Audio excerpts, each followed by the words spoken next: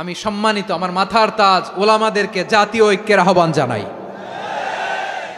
আমি আমার সম্মানিত রাজনৈতিক ব্যক্তিবর্গদেরকে জাতীয় ঐক্যের আহ্বান জানাই। আমরা নামাজ কায়েম করতে চাই। জামাত ইসলাম এই কথার উপর একমত আছে না নাই? নামাজ কায়েম হোক, একমত না জামাত ইসলাম? হেফাজত একমত না? ইসলামী আন্দোলন একমত না? তাবলীগের ভাইয়েরা একমত না? পীরের মুরিদেরা একমত না? আপামর তাওহিদি মুসলিম জনতা একমত না? তাহলে নামাজ কায়েম করতে হবে। নামাজ কায়েম করতে হবে এই কমন গ্রাউন্ডে আমরা সবাই একমত, ঠিক কিনা? যাকাত আদায় করতে হবে, সবাই একমত, ঠিক কিনা? নারীদের পর্দা করতে হবে, শালীন পোশাক পরতে হবে, একমত সবাই, ঠিক কিনা?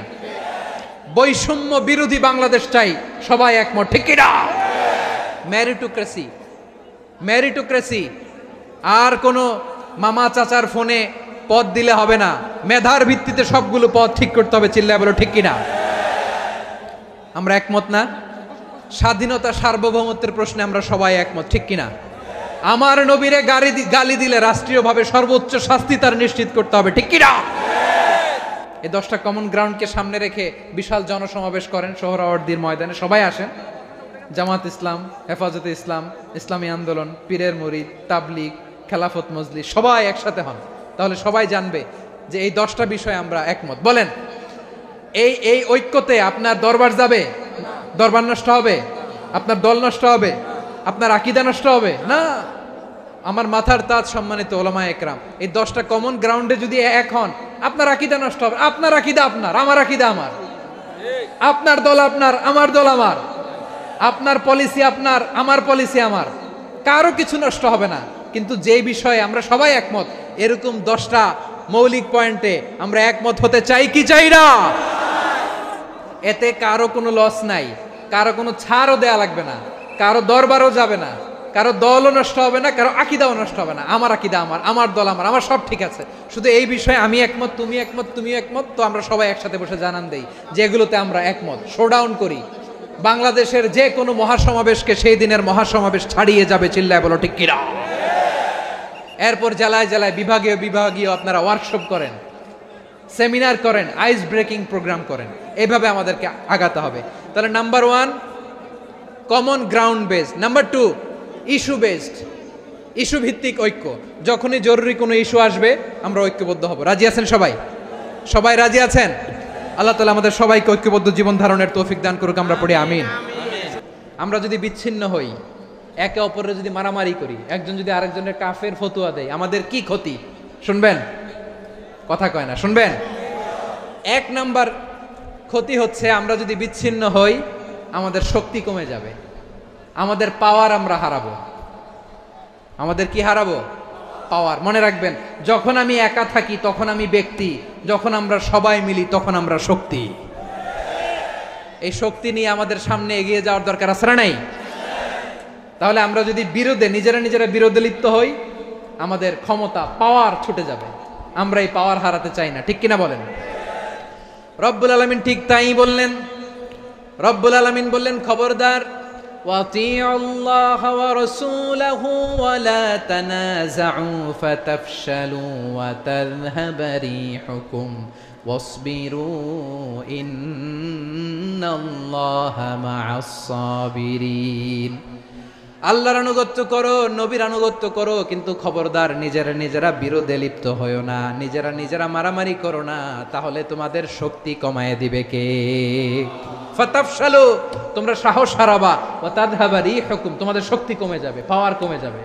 তাহলে আমরা যদি নিজেরা মারামারি করি, আমরা নিজেরা যদি বিচ্ছিন্নতায় লিপ্ত হই, আমরা যদি মতানৈক্য করি, তাহলে আমাদের শক্তি কমে যাবে, ঠিক কিনা?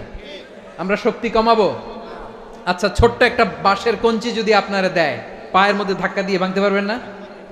এরকম বাঁশের কঞ্চি যদি 20টা একসাথে জোড়া লাগায় দেয়, ভাঙতে পারবেন? কথা বোঝে নাই মনে হয়। চিকন একটা বাঁশের কঞ্চি দিলে ভাঙা যাবে না? এরকম চিকনই 20টা বাঁশের কঞ্চি একসাথে লাগাই দিলে ভাঙতে পারবেন? কারণ যখন আমি একা থাকি তখন আমি ব্যক্তি, যখন আমরা সবাই মিলি তখন আমরা শক্তি। আর কখনো কাউরে কাফের বলে গালি দিবেন?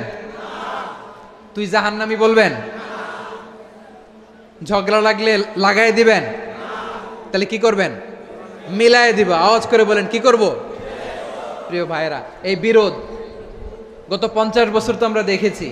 ধর্মীয় অঙ্গন বলেন, সামাজিক অঙ্গন বলেন, রাজনৈতিক অঙ্গন বলেন, এই বিরোধ আমাদেরকে শেষ করে দিয়েছে।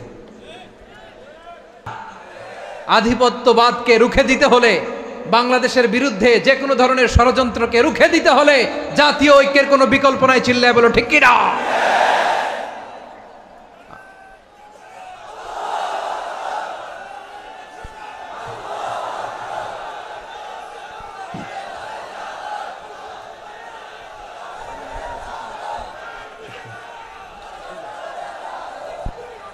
আমার প্রিয় ভাইয়েরা, আমার ভাইয়েরা,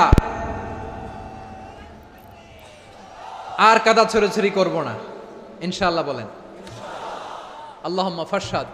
আল্লাহ তুমি সাক্ষী থাকো, আল্লাহ তুমি তৌফিক দাও। আওয়াজ করে পড়েন আমিন। আর একে অন্যকে কাফির বলে গালি দিব না, ঠিক কিনা বলেন? রাজি আছেন?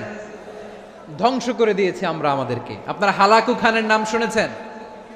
মঙ্গল অধিপতি হালাকু খান বাগদাদের আমাদের বিশাল দারুল হিকমা লাইব্রেরিকে ধ্বংস করেছে। 10 লক্ষ মুসলমানদেরকে কচুকাটা করে গণহত্যা করেছে। জানেন, আমাদের সভ্যতা সূতিকাগারের কেন্দ্রবিন্দু ছিল বাগদাদ। ইরাকের বাগদাদে যেদিন সে রক্ত নিয়ে হোলি খেলা করে, রক্তের হোলি খেলা যেদিন হয়, ওই দিনও বাগদাদে বাহাস চলতেছিল। আমাদের বাহাস কি চলতেছিল? আপনাদের এলাকায় বাহাস আছে? এই প্রচলিত বাংলাদেশে যে বাহাস, এটার সাথে ইসলামের কোনো সম্পর্ক আছে?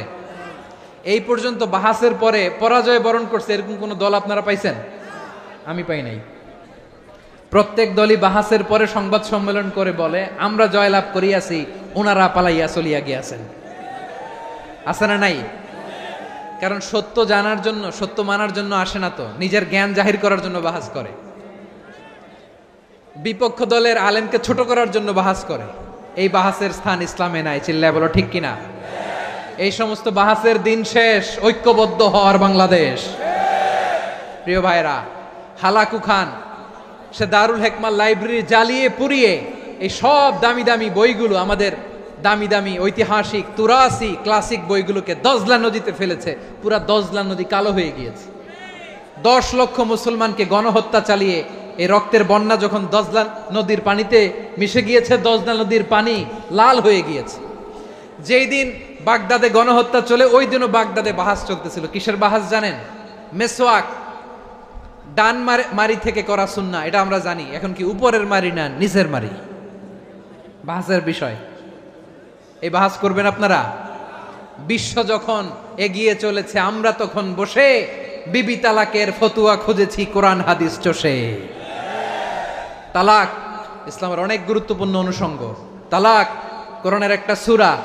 কিভাবে তালাক হবে না হবে আমাদের ফোকাহায়ে একরাম, আমাদের আকাবেররা সব বলে গিয়েছেন, সব জানা। আপনি হয় এটা মানবেন, নয় ওইটা। ওইটা নিয়ে বাহাসের দরকার নাই, ওইটা নিয়ে মারামারির স্থান ইসলামে নাই। আওয়াজ করে বলেন ঠিক কিনা? এখন পেকুয়ার ভাইরা, শেষ কথা বলি, আওয়াজ করে বলেন আমরা ঐক্যবদ্ধ হতে চাই কি চাই না? চান? এই যে আমি বিনয়ের সাথে আলেম সমাজকে জাতীয় ঐক্যের আহ্বান জানালাম, এটার সাথে আপনারা সংহতি প্রকাশ করেছেন? বিনয়ের সাথে আজকের এই পেকুয়ার ময়দান থেকে আমাদের রাজনৈতিক নেতৃবৃন্দদেরকে জাতীয় ঐক্যের আহ্বান জানাই, আপনারা সংহতি প্রকাশ করেছেন? এখন এটা রোড ম্যাপ কি, কিভাবে আমরা ঐক্য প্রক্রিয়াতে এগিয়ে যাব? শেষ কথা বলি, একেবারে সহজ। আমাদের ওলামা মাশায়েখদেরকে, আমার মাথার তাজ, তাদেরকে আমরা বলি, এই যে আমরা ঐক্যবদ্ধ হই নাই, আমরা কি বড় কিছু অর্জন করে ফেলছি? বলেন, আমরা কি খুব পাওয়ার সম্মানের জায়গায় আছি? খুব স্ট্রেংথের জায়গায় আছি? তো কিছুই তো নাই। আপনি ঐক্যবদ্ধ হইলে সমস্যা কোথায়? এমন তো না ঐক্যবদ্ধ না হওয়ার কারণে এতদিন আপনার অনেক কিছু ছিল, ঐক্যবদ্ধ হলে আপনি হারাবেন, এমন তো না। তো কিছুই যেহেতু আপনার নাই, আমার নাই, ঐক্যবদ্ধ হলে আমরা সমস্যা কোথায়? ঐক্যবদ্ধ হয়েই দেখি না, ঠিক কিনা? ঐক্যবদ্ধ হওয়ার দুইটা ওয়ে। রাজনৈতিক ঐক্য কিভাবে হবে? রাজনৈতিক সম্মানিত নেতারা ঠিক করবেন। আলেমরা কিভাবে ঐক্যবদ্ধ হবেন? শেষ কথা বলে শেষ করছি, খুব গুরুত্বপূর্ণ। This is the punching line. এদিকে তাকান। ঐক্য হবে দুইটা পদ্ধতিতে। একটা হচ্ছে কমন গ্রাউন্ড নিয়ে, বেসড অন কমন গ্রাউন্ড।